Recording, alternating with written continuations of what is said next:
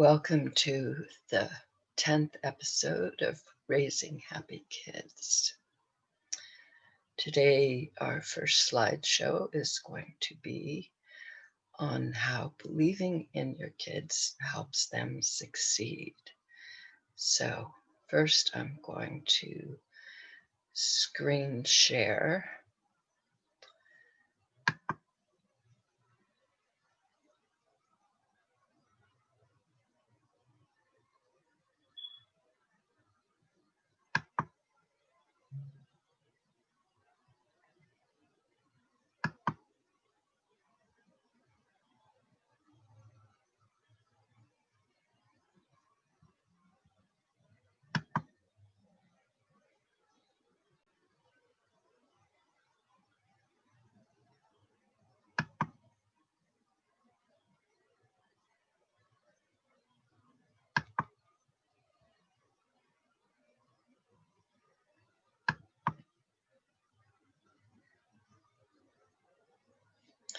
Welcome to Karen Ryce's Family Zoom Station, episode 15. Oh, so sorry, folks.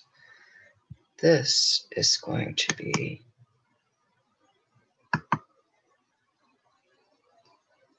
our second one. Let's see. Okay, here we go. Welcome to Raising Happy Kids Zoom Show, episode 10. Believing in them helps your kids succeed. During this 1-hour Zoom show, I focus on sharing tips and lessons on the one rule to raising happy kids.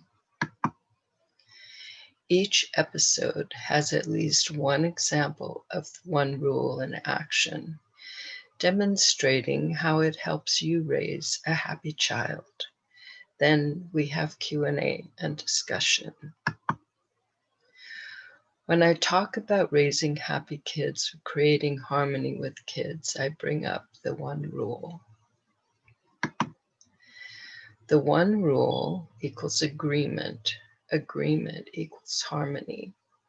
Using the one rule means you find agreement. That's the rule. You find a solution that everyone likes.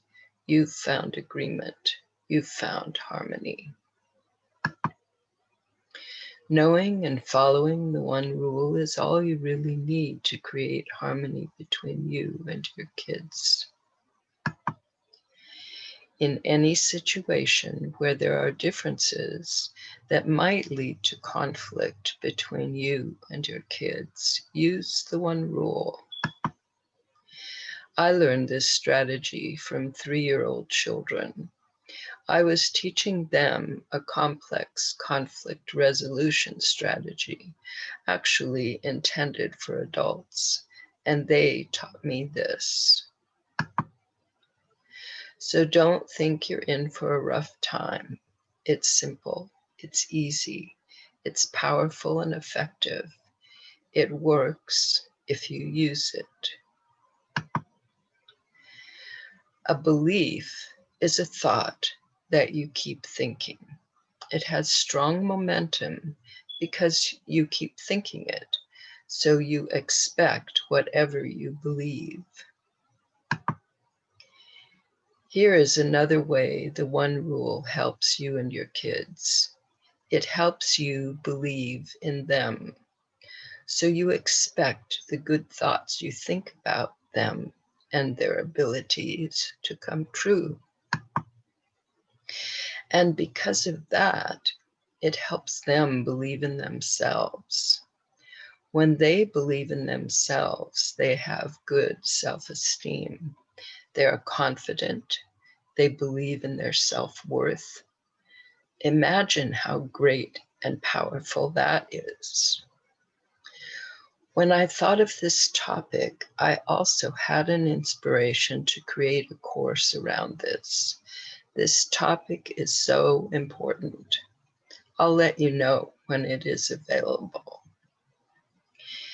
Getting clear on the ways you can believe in your kids can save them years of suffering from self-doubt and making poor choices because of their lack of confidence. This, of course, saves you also from all the problems that come from their lack of confidence and low self-esteem. Imagine you believing in them can be the foundation of their good self-esteem. Although it is not essential that you start from the beginning of their life, it is good if you have this option. If you do not, you can start helping your kids develop good self-esteem at any point in their lives, even if they are adults. But today, we are going to start at the beginning. If you learn about and take on the practice of the One Rule while you are pregnant, you can already create a harmony with your child mindset by the time your baby is born. As I suggest in my latest book, Raising Happy Kids, you might try creating harmony with them while they are still inside of you, thinking harmonious thoughts, feeling as peaceful, blissful, in flow as possible, radiating love. I also suggest starting a practice of quieting your mind while you are pregnant. This book is launching soon.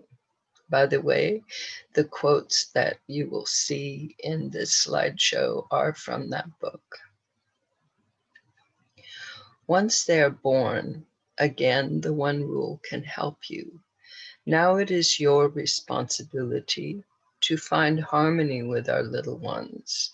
They are finding harmony with their lives, their developmental blueprints. An example of this developmental blueprint is the way a baby goes from very little physical control as a newborn to being able to walk. When a child exercises the necessary muscles and develops the necessary coordination to begin walking, this is evidence of the developmental blueprint which dictates how to accomplish this. Can you imagine creating the training schedule? Are you equipped to do that? Also, how could you provide the baby with the motivation? Think of all the skills and the perseverance it takes to develop from being unable to move much to being able to stand erect and to walk. Something motivates human beings to master the necessary, complex, coordinated actions, whether the parent pays attention or not. This developmental blueprint with its inner motivation ensures that a child masters certain abilities. A child must do what the blueprint dictates. Keep this in mind. Our role in using the One Rule or finding harmony with children under 3 is to become used to finding what is agreeable to us and seems to be agreeable to our little ones. Oh dear.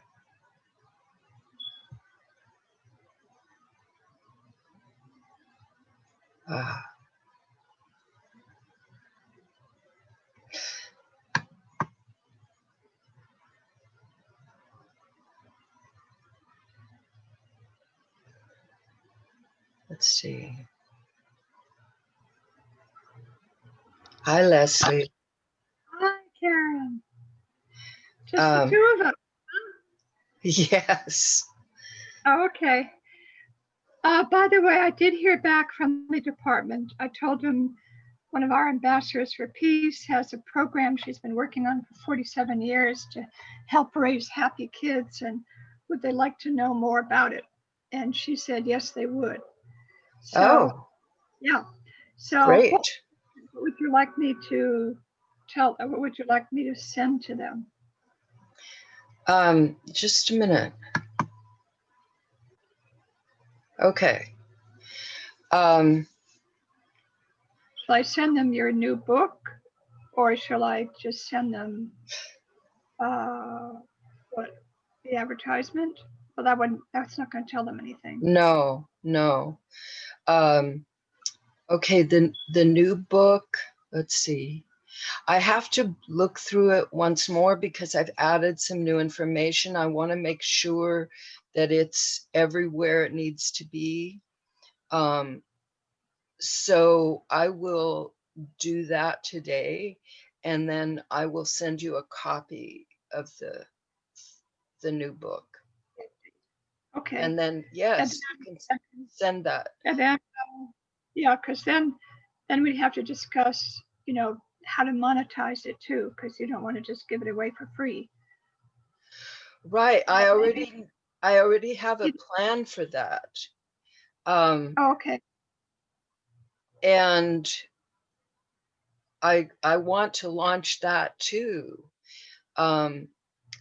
Because what I would like to do is have like a partner program where I have one section of my member site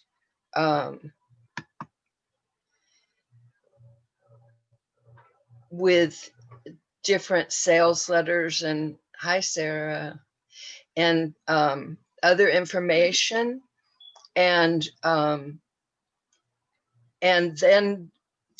the partner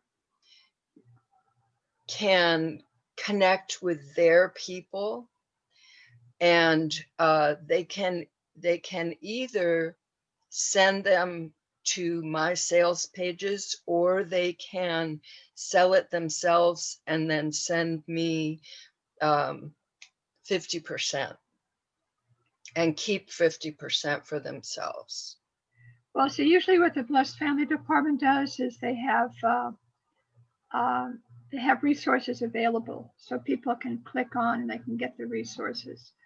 Okay. And so the Blessed Family Department actually pays for the resources or creates them themselves. So people can click on, they can receive it without cost. Okay. So maybe I see. like a monthly rate or something, or yeah, that we can work that out then with them, because yeah, monetizing is important, but having people do this is really important. So. Yeah, so maybe, it could be a certain amount every month, or it could be a percentage of the number of people that go on that access it, or anyway, something like that. I'm not really familiar with all this stuff either, but yeah, I don't want to in the lurch. And I don't want to make it, outprice it for people either. Oh, no, because these would be definitely. These are young couples for the most part, or they might be, people that we have met. We just had a huge celebration. Did you hear about it? We celebrate 308 families had reached out to 430 families each, a minimum. Some had reached out to as many as 1,000 families to give them the holy wine. So, which says that they commit themselves to marriage, to, eternal marriage, basically. Wow. To each other. So 308 American families did this, 430 couples each. Yeah, Wow. so these people need education. And they're going to need education. So that's another whole realm, because that would be on another another line would be TribeNet, would be another line of access. So, and then I haven't even touched UPF yet. Interesting. There you got thousands and thousands of couples all over the world. Right. But so anyway, all right. So we'll check it out. I'll wait till you update your book, and then I'll send that to them. Yeah. Yeah. Yeah. I've put the new information in, but I just want to make sure I have it everywhere that I see that it needs to be. That's all. And then I'll send you a copy. I'll send you a copy, Sera. Yeah, Sarah's got a whole nother line.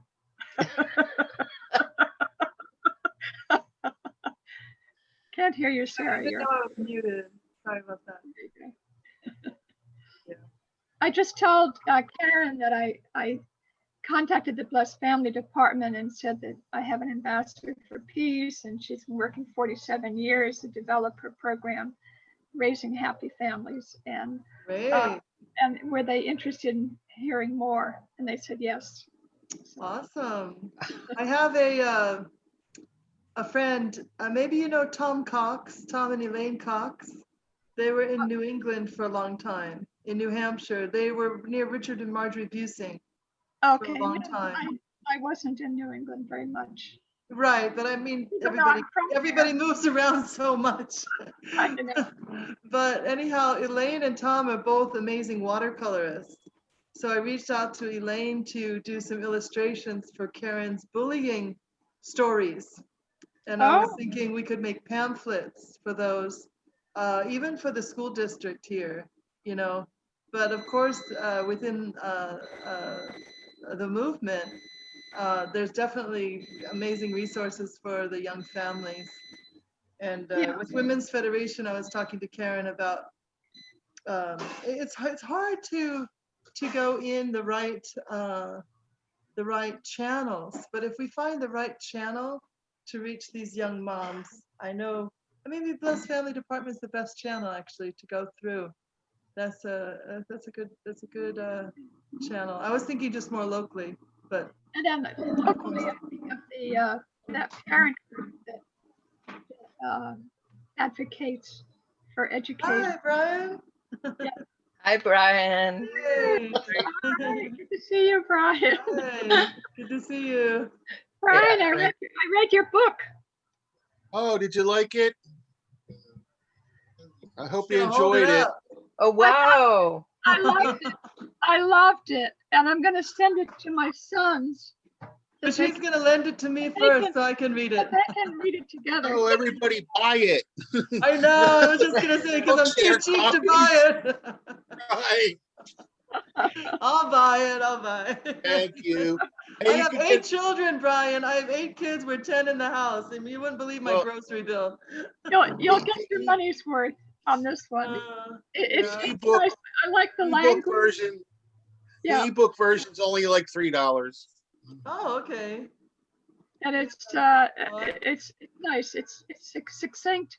It's a little bit shorter than the 12 Rules of Life, and a little bit more down to earth, as you can tell. Your life sucks. Part memoir, part self-help. There you go. Yeah, but make it personal, Hey. make it real. Well, I'm like Leslie. I like my bookshelf, so I'll go all out. Did you see I straightened up my bookshelf? Did you see that? I noticed that. It's like a photo gallery now. It's beautiful. Wow, too many Zoom calls. Yeah, exactly. Huh.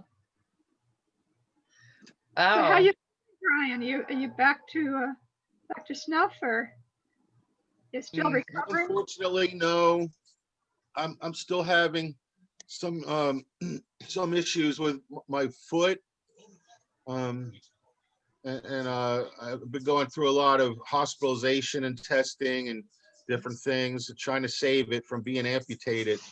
Oh my goodness. Wait, it looks like you lost a little bit of weight. Well, thank you. I did lose close to 80 pounds. Wow. Oh my Well, gosh. that will certainly help. Well, That'll thanks for noticing that just from my face, but yeah, Yeah.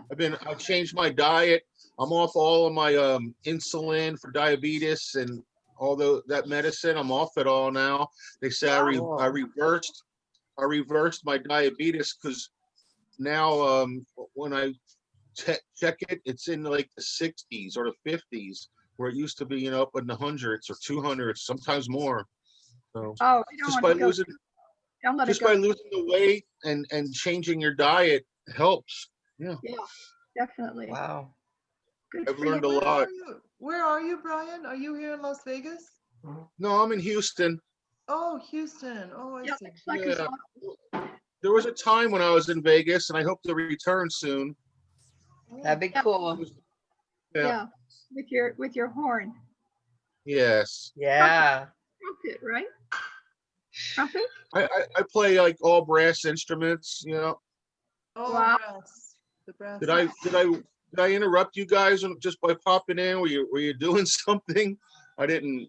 I know No, I'm she's late. talking about It's just marketing like famous that books. today. Okay. Oh, okay. All right. Okay. I had started the slideshow and Leslie came on and she had something really that I wanted to talk with her about.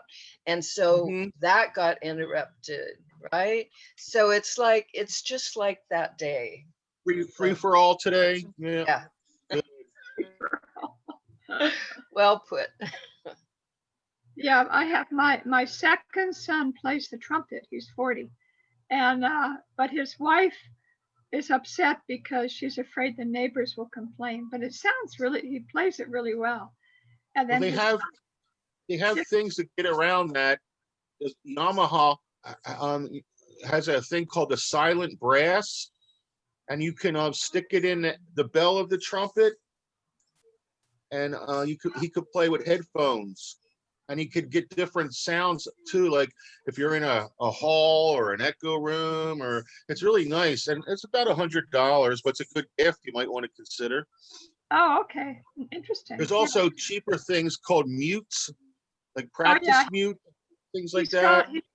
he's got a mute on there, but it's Yeah, not. It's nice to have that loud sound. And then sure. Yeah. his son plays the saxophone. Yeah. Mm, everybody And likes the saxophone. my other son played the trombone. He was really good, but he kind of gave it up. And then my fourth son played the what is it? It's like a tuba, but it's smaller. Like a baritone horn. French Yeah, horn? something like. Okay. No. Or No. baritone horn? Yeah, maybe that's what it was. Yeah. So I the wrote more a book. I wrote a children's book about an old tuba that I have. Back in the 90s, I wrote the book. It did pretty good.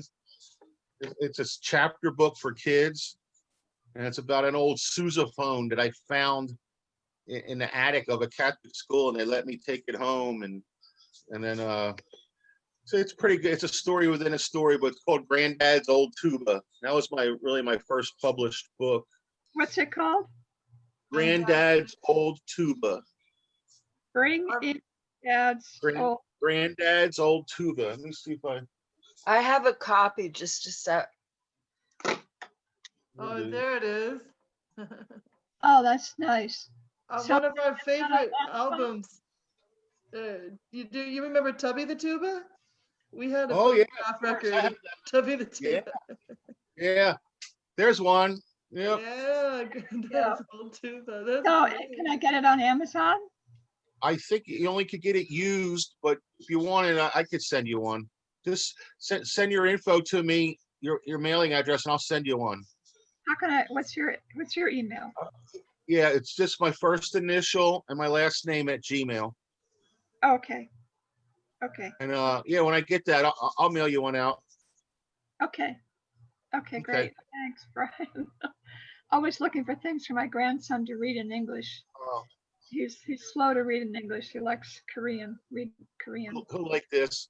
It's a story about a contest that some of my students entered, I think the principal got mad at me of the school because I put her as like the negative character, saying, "You can never win. Our school never wins." Like, what was I thinking? I should have done that to her, but still talks to me. But That's the I problem. made myself the star. I'm the one that was saying, "You can do it." You know, it was my first book. I didn't think it through too good, but Oh boy. but she's still my friend and we still talk, but she never said anything to me. But now as years gone by, like I made her be like the negative woman, you know, like, and then I was the positive influence on the kids. But that's all I'll tell you. So when you read it, you'll figure it out. Give her your latest book and then she'll forgive you. Yeah. I'm not sure if she bought that one. A lot of people are put off by that book. So I should have maybe reconsidered the title. I don't know. I was just in that mood.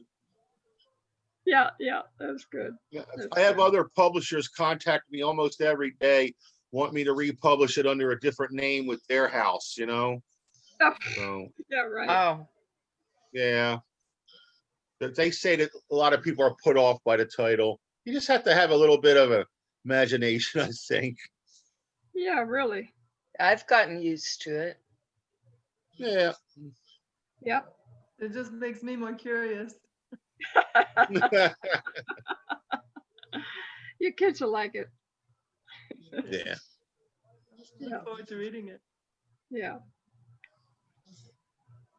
Well, I wouldn't put the stuff out there if it wasn't true to me, you know. It's just when I was an elementary school teacher, you know, you have a thing called a set induction when you give a lesson where you try to motivate the student before you hit them with the lesson, you know, and we had to follow that pattern. And I didn't always do it, but when you're being observed, especially if the principal's in there, you need to follow the lesson cycle. You know, I don't know if you all remember that or know about it.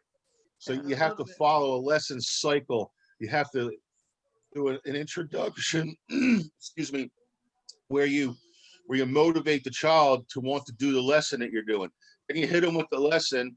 Then you hit them with the lesson in a second way, where the ones that didn't get it the first time, you're showing them a different way to do it. Then you get them to participate in it. Then you do a conclusion. So that was like a summary of the lesson cycle that this one school district and then a lot of Texas school districts use. Well, for my introduction, my set induction, they would call it, or the motivation of the lesson, I would tell them stories. And a lot of times the kids would say, "Tell us a story about this or that." And I would do it. And then they would say, "You left out the good part, or you left out that part." So I figured, well, I better start writing these down so I don't leave out the parts y'all like. And so when I did that, next thing you know, I had a book. So there you go. That's how it worked out for me in the beginning. Wow. Nice. Well, I wish my high school teachers knew that. They just harassed us. Yeah, I went to Catholic high school, and they beat us up a lot. I don't know how we put up with it in those days with paddles, and different teachers had different things. I could write a book on that stuff, but I don't know if I want to document some of those negative things. The one guy was a science teacher, and he had this like grate in his room in the floor, and it was like, I don't know why it was there. Maybe like a piece of equipment was supposed to go there. He could open it up, and it was kind of like a sewer, like a grate. And he'd put you in there. You'd be down in there, and he'd be shooting matches at you, you know, while he was teaching a class.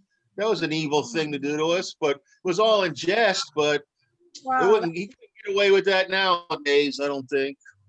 No. One guy had a paddle called the donkey beater, and it had these sad faces in it, where the tech school kids made it for him. And it was an all boys Catholic high school, and we had to bend over, and he would hit us with that thing. And we go home, we had bruises that looked like sad faces on our butts. You know, they were abusive to us at that school. In Alabama, we had to sign a paper if we didn't want our children to be paddled. Yeah, when I became a teacher, corporal punishment was still active here in Texas. I refused to do it. I signed a paper myself saying I'm going to do like a different way. But sometimes they would call me in to be a witness in the assistant principal's office. Like they would want a witness in there that was on a faculty when they did the corporal punishment, the paddling. But I tried to get out of that. I don't want anything to do with it. And I think some schools out here in Texas still do it. I just rewarded, when I was a teacher, I rewarded for positive, behavior. I didn't really, I kind of ignored negative as much as I could. Yeah, If I saw somebody doing something good, I sent them to a music stand where I had a notebook. I go sign, my book. I want to see your autograph because you did good today. And everybody wanted to sit up straight, and be able to sign the book. It was better than saying, go to the principal's office and get beat with a paddle, Yeah, So, exactly. Well, you better send My- Karen's book to the school department in Texas. Yeah, sure. Yeah. I have some connections. Yeah. Here in Texas, we have these things called service centers. I believe there's like maybe close to 35 of them, and they're in regions, and they service workshops and stuff. If you ever want to look into one, go to like ESC 6, Education Service Center. It's just ESC with a 6, and they're my local one, and they offer workshops, and they could take you on, Karen, as like a consultant with your book, and they'll hire you to do professional development workshops. I spent years doing things like that with all the service centers. I traveled all of Texas doing what I call it the Mr. K show, and I had funding through them to do drug awareness. It was a drug awareness program, and I had funding. And then I got into doing the workshops at conferences and conventions for teach the teacher. Like I was teaching teachers rather than students. And I got in real good with those people, but the one I go to is ESC 6, Education Service Center 6. So that's number 6, and it might be a .org or .edu. And it'll come up about all the programs that they offer, and you can get on as a one of the people that offers programs. Oh, that's great. I remember I took in Nevada, right? If you get on there as what do they call that, a vendor, where teachers or principals can pick who they want to give, the workshop, because every daycare teacher and every daycare employee and school teachers have to have a minimum of 20 hours of professional development per year to keep the certificate. Yeah, so that's a good thing that if your program offers that, you could do it. You could sell them books or a workbook. I do a lot of that. I have my workbooks here. I keep near me that I used, and then at the last page they get a certificate that they have some hours. And you could do it by mail or email or virtual now. I enjoy going to I used to do that here in Nevada, but they changed the rules. So I'm still affiliated as a trainer here, but they won't, until I jump through their hoops, they won't let me do that anymore here. Yeah. But maybe other places I could do it. That's true, because I hadn't thought of that. Yeah, I had like 300 students came through my trainings until they stopped that. So there was a company that hired me for 2 years. It was called the 4-Day Farrier Company, and they were writing practice books for the state mandated testing. So these are just practice books. These 2 guys that were teachers that got noticed by the Texas Education Agency that their students were skyrocketing in numbers and stuff and doing well on those practice on this mandatized testing. So they came up with these books, and they sent me around because they were tied up with their own work, but they sent me around promoting those books for them. So I would give assemblies to all the teachers, like on a teacher day off, a teacher work day. right. I would do activities and show them the books, and then they would the school board or the assistant principal or whatever would purchase those books. And I was a book salesman for those guys, but it worked really well for them. I did it for a couple of years, and they paid me like $750 a day just to go there to a school and do a workshop for 45 minutes. So wow. I enjoyed that work. I bet you enjoyed it. Yeah. I stayed in hotels and just traveled around, and maybe I did 2 or Wow. 3 a week, but Wow. then I got funding through the Texas Commission on the Arts to do my own show. And hence I came up with that Granddad's Old Tuba book as a book to, that when you're a speaker and teacher, when you're out there doing these things, you have to have something in the back of the room to make more money. And, for me, what I was doing was returning as an author and sit in the library. Like after I already did a workshop with him, I would book myself again with the librarian, and she would say, "Oh yeah, the whole student body knows you because you came here and did a thing." I said, "Well, here, offered them the opportunity to buy my book, and I'll autograph it." And that worked out for me for a couple of years doing that. Wow. So That's great. that was a Yeah. fun thing, because I wasn't really content going to the same school every day, just teaching the same kids. And, that's just on me. That's not, I feel for the teachers that don't feel that way, but I wanted more excitement. I was looking for more. My dad used to tell me that I wasn't content, Well, but Brian, my son does translation for his work. He translates Korean to English, English to Korean. So if he's just translated two Korean books into English, and if you would like, maybe he could translate your book. that would open it up to a whole new I don't know how thing. to Yeah, translate Your Life Sucks in Korean. I got to ask him, I guess. I don't know.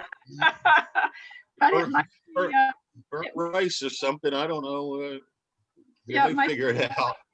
yeah, it might be something valuable, because I had a Korean employee at my school that I owned my own day school for 17 years. And she was with me the whole time. She left once to go somewhere else to get paid more. And she begged to come back. And I was like, I don't know. You left me. But I let her come back. Oh, okay. Well, he does charge. Yeah, he has his Sure. family for it. I don't expect anybody to work for free, including myself. But try to get what we can, Yeah.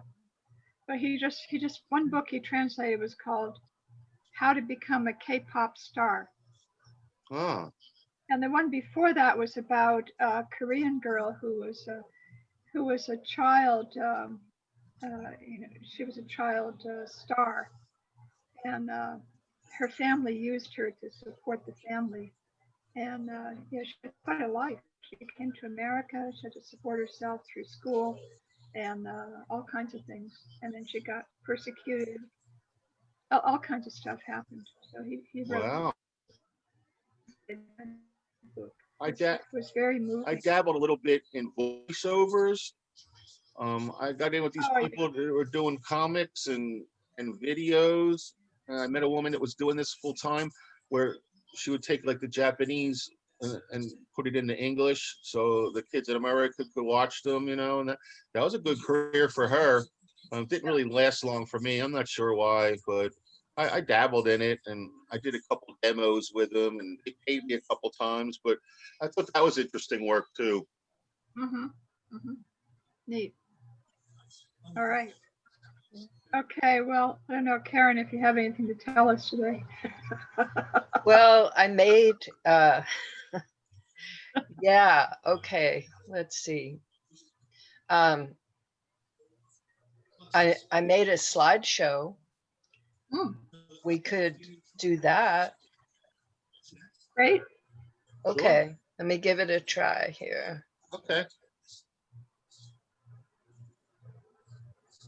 Because I like the topic, so I think it's really important.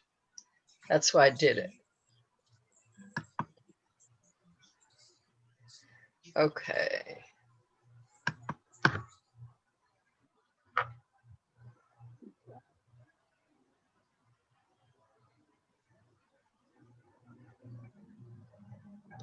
Oh dear.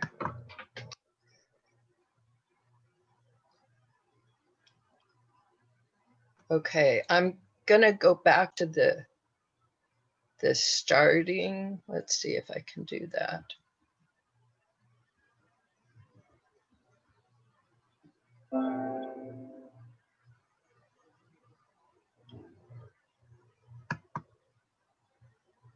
Okay.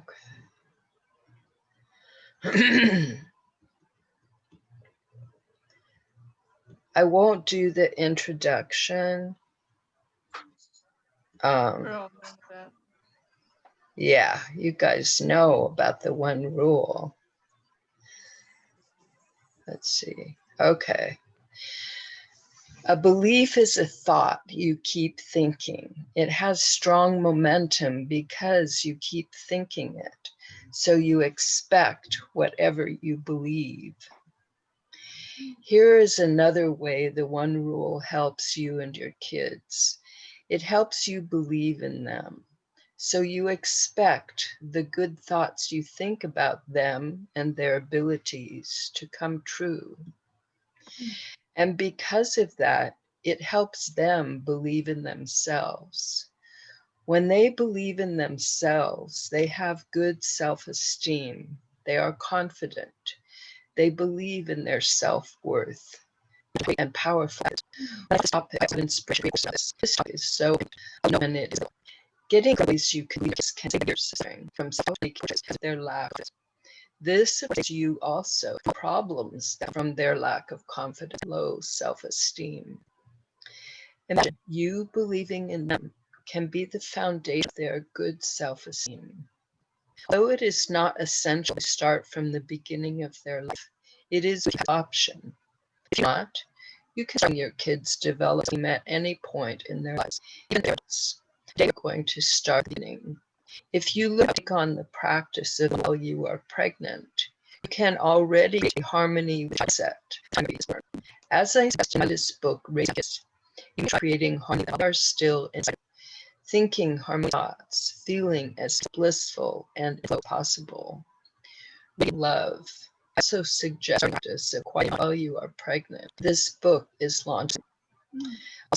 All the books in this show are from the book. Again, the one now is responsive to harmony with little ones, harmony with lives, mental prints. An example is a blueprint to make something little physical as a newborn, able to walk. When a child exercises necessary muscles and develops necessary coordination, this is a developmental blueprint which dictates how to accomplish this. Imagine creating the training schedule. Are you equipped to that? Also provide the baby with the motivation. Think of all the skills and the perseverance it takes to develop from being unable to move to being able to direct. Something motivates to master necessary complex actions. But the parent pays attention. This development ensures that masters certain abilities. A child must do what the blueprint dictates. Keep this in mind.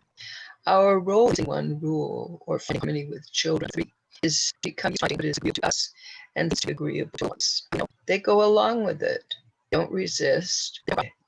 One of the most difficult for many parents is called the terrible. Actually, because it is difficult for parents and do not understand what is going on, this time can be terrible for the 2-year-old also. However, if you have been in harmony with your baby and child, the one rule will also help you get through this fairly easily and so do. It might help you to understand that creating themselves to be a person who is clear about what they want, knows how to figure out to get it, and who can persevere until they are successful. We do not want to interfere with creation. If you want to live with a 2-year-old, it is to understand that things of this age have power, which probably observe them for the rest of their lives. This is what the blueprint is directed to. It is the counting, wishing. It is the coordination of commitment. It's the power that motivates you. It is to persevere, to care, to constantly practice. They need to make decisions as whenever possible their lead. If you want them to make a choice, encourage them about what they might find and challenge your choice. If you don't need your struggle, alternative before you determined to take your belief, speak about abilities. Listen to them repeatedly with strong emotions into their talk. One of the most helpful things that you can share to help them delivering self-talk. As parents have immense power over the feelings within our kids' self-talk. In case you don't know what self is, it is a matter that goes on telling us what we believe about ourselves. Do you say things that help your kids about themselves? Do you approving, supporting self-talk? What do you say to them? You say, I love you so much. do or be anything you do in your life. You have choices. Some of you may not have known these of them, but they are visible in how you can and do believe. It's very easier from good self-esteem, harmoniously, and self-talk from beginning. Are you helping your kids believe, I am bad, I'm a good choice. Everyone I want. I like to just get what they want. I can. When I want something, I'm great and wonderful, helpful for your child. Another way though is that agreements happens. You and children have to trust. You just follow the rule. However, if you have not used it long, here is a strategy in the meantime. What if I'm a trust my child's judgment? You may have good reasons. However, you can move to where you be. Trust them because they've been trustworthy. You can start all situations. Trust them. Tell them you want to trust their desire. They agree with this idea. How you both learn what you do. They can be trustworthy and you can trust them. You both need to practice this going. It might be more effective and difficult for you. Something that dealt. So you want it to go. Likely to be successful thing they want. Eventually to trust them and they'll themselves worthy. Then if things don't go as you both, you have to be trustworthy and no reason to trust them. It is self-esteem success. It is also best belief with this process. Use the word automatic to the child you start in your brain at any time. We've seen how every the child becomes possible in themselves. We've seen how using the rule brings all this out. And here, no discussion. It's awesome. Oh, that's great. Fabulous. A lot of things Karen, there. maybe that's what I Yes. less family department. Several very good points, and I can see definitely. And remember Sera who came on? Yeah. She came on one time. She was still in Los Angeles. She's here now. Okay. So, yeah. Cool. I think they went to LA for the weekend, so she might not be back yet. But she wants to come on these talks as well at some point. Cool. All right. Yeah, I got an invitation from somebody to interview me. And he's had his radio show for 30 years. And I was thinking, wow, I'm thinking here, like, I was figuring out, like, there's like, this is 29th episode of something. That's nothing compared to 30 years. So I was like, oh, this is interesting. Anyway. Yeah. I was thinking, one of your slides reminded me of this. I was honored one year to have a chapter in a book. It's called School for Every Child, and I think I'm chapter 10 or something. I don't remember, but anyway, I did my graduate school thesis on homeschooling, and so they took that thesis and stuck it in this book, which I was so honored for that. But the thing that triggered me from one of your things was, what I found is one of my outcomes from writing my thesis was that grandparents are more suited to be homeschool teachers than actual parents, mostly because it's their second time through. They're matured. They're not making their mistakes anymore. And here's what it was, Karen. You had to have a plan first. And the homeschool parent is still on the run, still learning. But the grandparent, as a facilitator of a homeschooling student, has already been through that. They're kind of calm in nature. They have more patience, and they kind of know how the children are going to act better than maybe the naive, still green behind the ears actual parent. So some of the things you were saying to me reminded me of what I wrote in my thesis about that. Wow. That the older folks are better suited to deal with these younger children. And one thing that, I don't want to take up all the time, but one thing that you were saying about self-esteem, some of the kids that come to me, they already have it or they don't.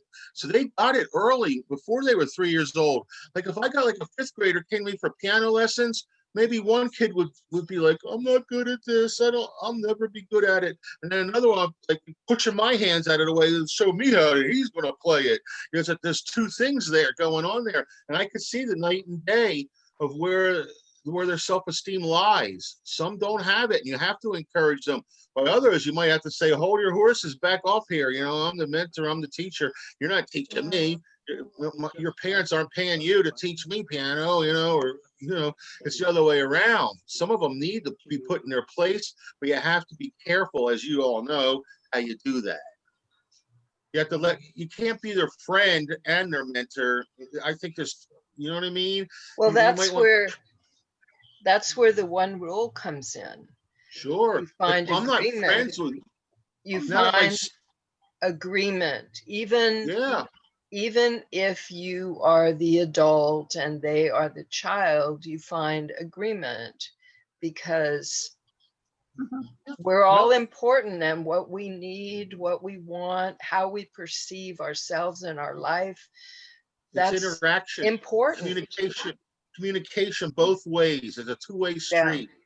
Yeah. And some people only consider children not to be at the level where they could have feedback that's legitimate or of value, but that's not true. And I think that's one of the points that you're bringing up. Yeah. That they are little people. You know, they can taste an orange or an apple and know if they like a watermelon or if they don't like a lemon. You can't just say, eat that. No, because why, Grandpa? Because I said so. No, it's because it's good for you, or at least try it. You know, then make your opinion. Don't just look at it and go, I don't like Chinese food. Why? It looks ugly. Well, at least try it, and then you can back up your opinion. You know, with I tried it, I didn't like it, or you might surprise yourself. True. You have to learn how to compromise, like you're saying, and you have a good relationship with the individuals you're interacting with. The trust, that's the other thing you said. My brother Patrick, that's his whole thing with his children. He would tell them their whole life, they're all grown now, they're in law school and they're doing all this stuff, but his thing was, you need to trust me. I'm your father and I need to trust you in return. If you tell me you're going out on a date, I need to know where you're going. Don't lie to me, and and I won't lie to you. And that seemed to work good for him, who isn't an educator, he's a lawyer, but he created that trust, that bond with his children, and it still holds today as adults with him. They respect him, and he gives them mutual respect too.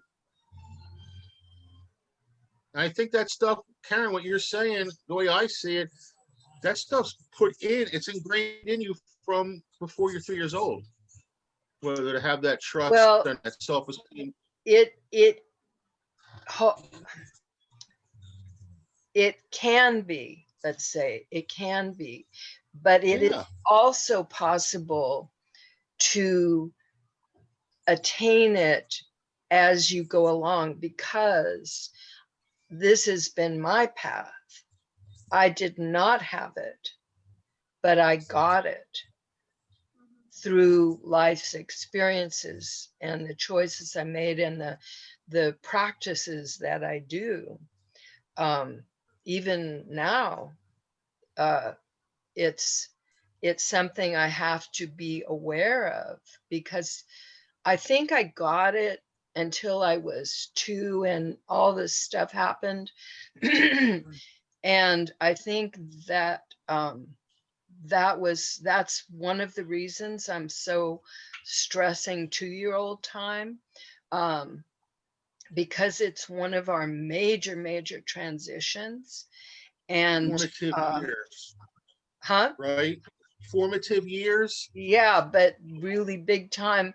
It's a transition from babyhood to childhood, just as teens are transition from kids to adults. Sure. So those are 2 really big ones. And I'd always believed for a lot of years that if the 2-year-old one can go well, the teen will go well. And then I heard an assistant principal say the same thing. I didn't know it was out there in the world as a known thing, but apparently it is to some extent. Anyway, so it's good if this feeling good about who you are can carry through in your life. And I think the one rule is really one of the ways for that to happen. So it's time. So yeah, thank you all. There's other influences beyond the parents. There's other influences. There's other siblings, there's the community at large, Right. society, and influences. Right. What they say, it takes a village. Takes a village to raise a kid, you know. A little bit of everybody, aunts and uncles, everybody's involved. That's another thing why I said homeschooling. I believe in it, but I believe in regular school too. But homeschooling, if you have a good program, you know, there's a lot of things that can benefit you. Yeah, I like your idea of the grandparents. Taking on the homeschool Yeah. thing. They might Yeah, have friends that that's own very restaurants. You can go in interesting. there, learn to do math and budgeting. You know, they may have people that do their taxes that could come in as guests. You know, the parents have been through it already. And there was a thing where they were saying that hiring senior citizens to work fast food worked out better than the teenagers, because they were just more responsible. Overall, keep it short, I know it's time to go.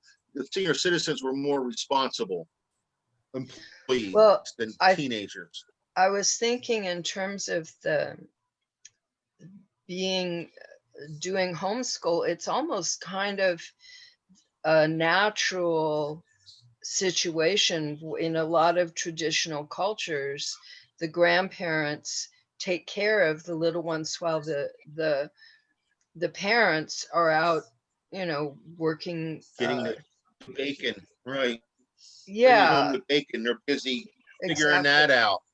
Yeah, whether it's farming or whatever they do in this traditional situation, it's a common thing for the grandparents. So yeah, not out of the norm. That's one of the reasons in our church, the Reverend Moon always emphasized the 3-generation family, that the children really need the grandparents, and ideally the grandparents live in the family and are there all the time. Right. But if not, they're close by. And this is very, very important for the I think this is development of the children. Very interesting point here. It's It's almost sad to say. It's just I just finished with this. It's sad to say that old age homes exist. We shouldn't even have them. Right. You know what I mean? Those poor people. I go there sometimes. I put a music program together and go in there and just play them some music during the holidays. And I have a friend that goes to one every Monday. He drives a trash truck, but he keeps a sport coat in his trash truck. And on Mondays, he goes by an old age home, puts a sport coat on, and runs in at his lunch break and plays the piano for them. You know? Oh, that's nice. Yeah, my son used to do that with his guitar, but it was very challenging because there wasn't much response from the older people. So it's hard to play music when you don't get not see it.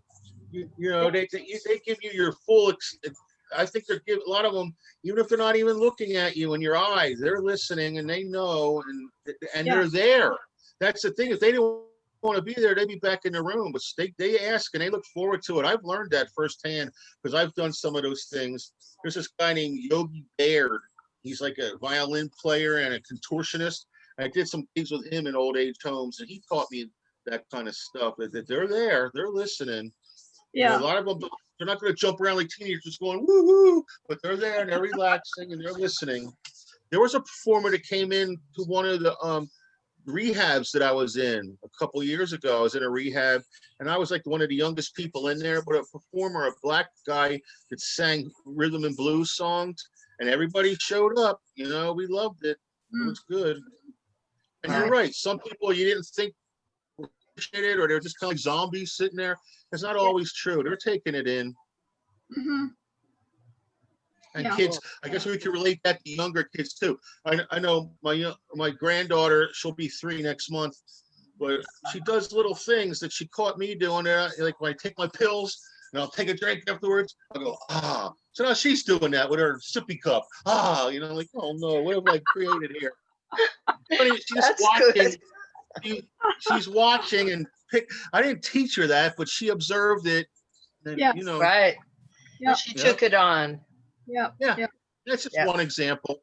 I mean, there's stuff that we do on purpose. She can write her name now. She's not 3 yet, but she knows the letters and she can say it and she can write it because me and her went through it a million times every day. Cool.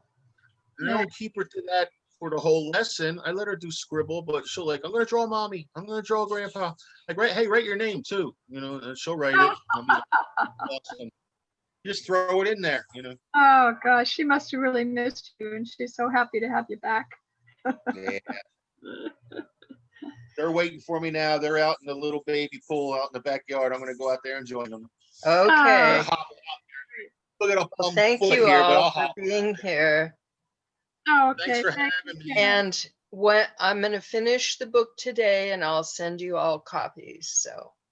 All right. Great. Okay. And I'm thinking that maybe sending them this slide may be helpful. Oh, the slideshow. I'll send you all the slideshow too. I used to do that, so I'll do that.